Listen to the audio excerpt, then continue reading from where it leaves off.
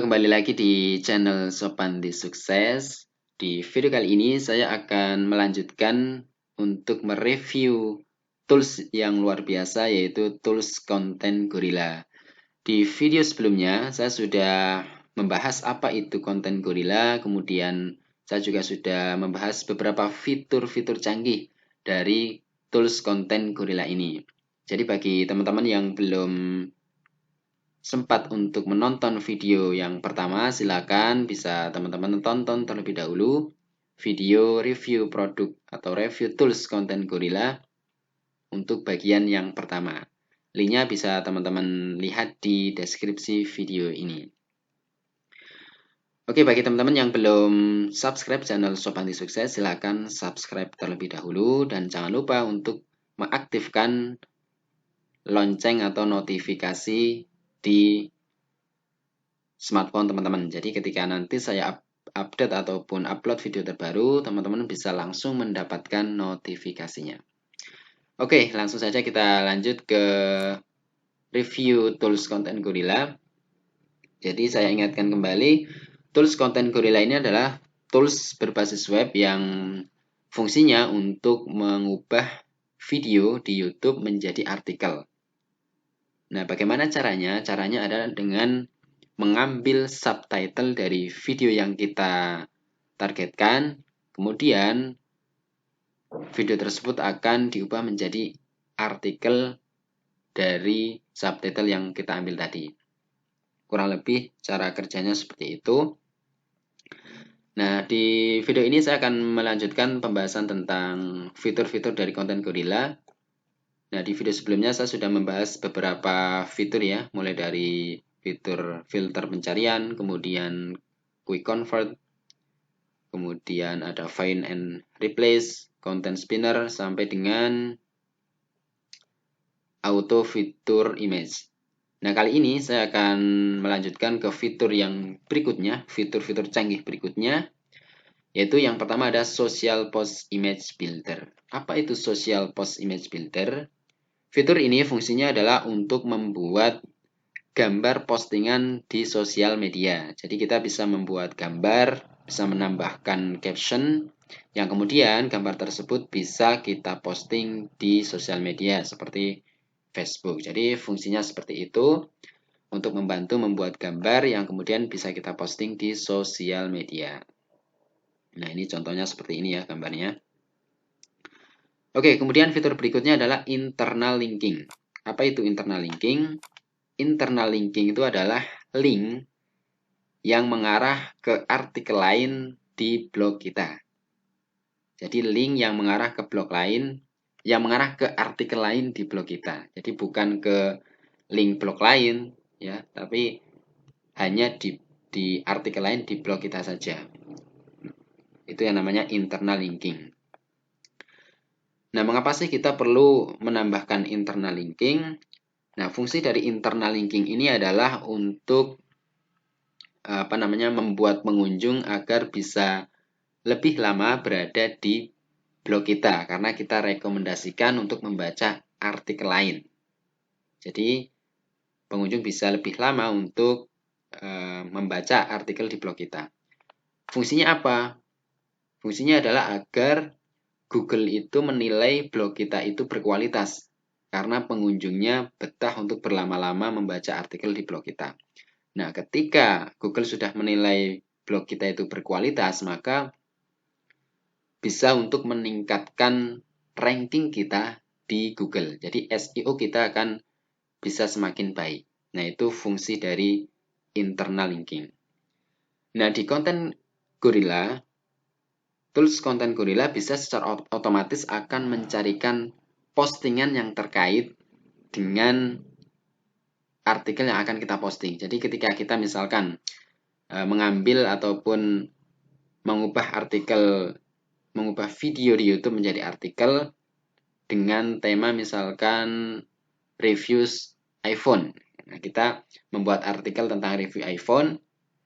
Nah, kemudian kita sudah mengambil subtitlenya dari YouTube menggunakan tools konten Gorilla ini. Nah, nanti di bagian bawah secara otomatis tool konten Gorilla akan memberikan link ya, memberikan link ke artikel lain yang pembahasannya kurang lebih sama. Nah, kalau kita tadi mengambil artikel ataupun subtitle tentang iPhone, berarti nanti Tools Content Gorilla akan mencarikan artikel yang membahas tentang iPhone juga. Yang akan ditaruh di bagian bawah. Contohnya seperti ini ya. Di sini ada read more, iPhone SE bla bla bla. Nah, kurang lebih seperti itu. Jadi, Content Gorilla akan secara otomatis mencarikan postingan yang terkait dengan artikel yang akan kita buat. Kurang lebih seperti itu fungsi dari internal linking. Oke, kita lanjut ke fitur berikutnya adalah download konten. Nah, apa itu fitur download konten? Dengan fitur ini, teman-teman bisa mendownload artikel dari hasil hasil dari mengambil subtitle di video YouTube. Ya, jadi kontennya nanti bisa teman-teman download dalam format TXT maupun PDF. Misalkan kalau teman-teman pengen membuat lead magnet yang kita ambil dari subtitle video YouTube, itu bisa kita download dalam format TXT maupun PDF. Oke, fitur berikutnya adalah artikel rewriter. Fungsinya adalah untuk menulis ulang artikel apapun yang kita inginkan. Jadi kita bisa misalkan mengcopy artikel dari blog lain, kemudian kita salin di sini, kemudian kita rewrite, dan nanti hasil dari rewrite-nya akan membuat artikel tersebut menjadi lebih unik, sehingga akan terbebas dari plagiasi. Yaitu fungsi dari fitur artikel rewriter. Oke, kemudian fitur berikutnya adalah quick multipost. Nah, fitur ini fungsinya adalah untuk memposting artikel lebih dari satu dalam sekali setting. Jadi sekali setting, nanti Tools Content Gorilla bisa memposting artikel lebih dari satu. Nah, di fitur ini kita perlu untuk memilih beberapa video, ya bisa 2, 3, 4, ataupun lebih dari itu. Nah, nanti video-video tersebut akan kita jadikan artikel yang diposting secara otomatis oleh Tools Content Gorilla. Nah, tinggal kita tentukan nanti jeda di antara artikel itu berapa lama, berapa jam ya. Bisa kita tentukan sesuai dengan keinginan. Nah, itu fungsi dari quick multipost. Jadi untuk memposting artikel lebih dari satu dalam satu kali setting. Oke, lanjut ke fitur berikutnya adalah fitur bulk poster. Nah, apa itu fitur bulk poster? Ini fungsinya hampir mirip dengan fitur quick multipost, yaitu untuk memposting artikel lebih dari satu dalam satu kali setting. Nah, perbedaannya adalah ketika quick multipost, kita perlu memilih target videonya secara manual. Ya, kalau kita mau memposting 5 video, berarti kita harus memilih 5 video secara manual. Nah, kalau fitur bulk poster, itu kita tidak perlu untuk memilih videonya secara manual. Kita bisa melakukannya secara otomatis dengan bermodalkan kata kunci. Nah, jadi kuncinya di fitur bulk poster ini kita bisa memposting ataupun menjadwalkan artikel dengan hanya bermodalkan kata kunci saja. Bisa 1 kata kunci, bisa 2 kata kunci, dan seterusnya. Nah, dengan demikian kita bisa menjadwalkan, misalkan mau posting 6 artikel selama 6 hari ke depan. Nah, itu bisa dengan fitur bulk poster ini. Atau misalkan kita mau menjadwalkan 7 artikel, mau posting 7 artikel selama 7 hari. Itu bisa.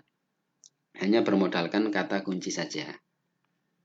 Nah, itu fitur canggih. Salah satu fitur canggih dari Tools Content Gorilla yaitu bulk poster. Oke, kemudian fitur yang berikutnya adalah post archive atau arsip postingan. Nah, fitur ini fungsinya untuk melihat data atau arsip dari postingan kita. Jadi seluruh postingan yang sudah kita posting ke blog kita itu akan bisa tercatat secara rapi di fitur post archive. Kita bisa melihat judul postingannya apa, dan juga diposting di blog yang mana. Nah, karena tools konten Gorilla ini bisa digunakan untuk beberapa blog ya, jadi tidak hanya satu blog.